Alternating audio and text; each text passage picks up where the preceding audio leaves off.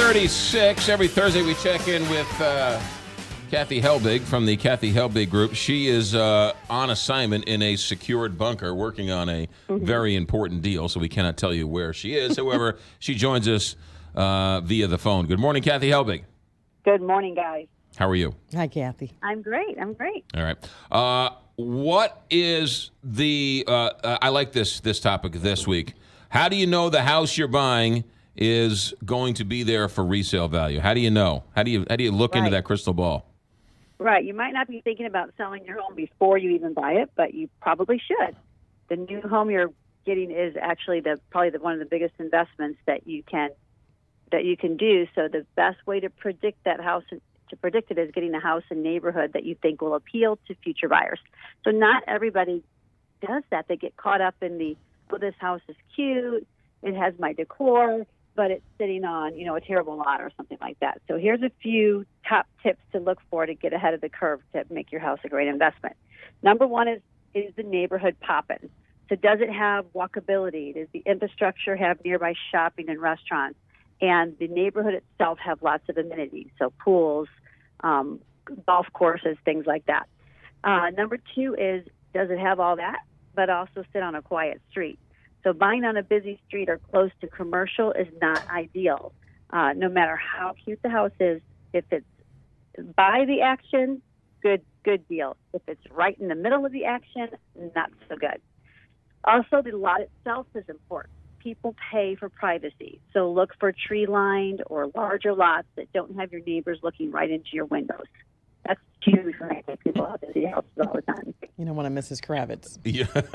No, you don't want a Mrs. Kravitz because I'm Mrs. Kravitz. You don't want to live next to me because I'll be looking into your windows. You are.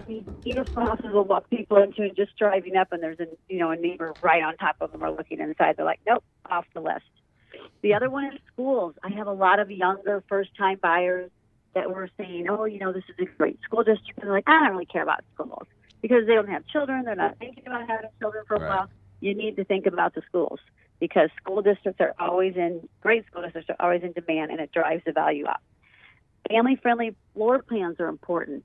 Picking houses that have the right number of bedrooms for a growing family. So typically 3 to 4 bedrooms on the same level is important. So a lot of times you'll have a house that has 2 bedrooms up and then 1 or 2 in the lower level. That will take a chunk of your buyer pool out because most people with younger children don't want to have their children on 2 different floors. Yeah. And then, go ahead. What about when I pull up to a house and I look at a house? I look at the other houses, and if the other houses, if the yards aren't kept and they've got a truck in the front yard or something else, I'm like, ooh, I don't want this house because I don't like the neighbors.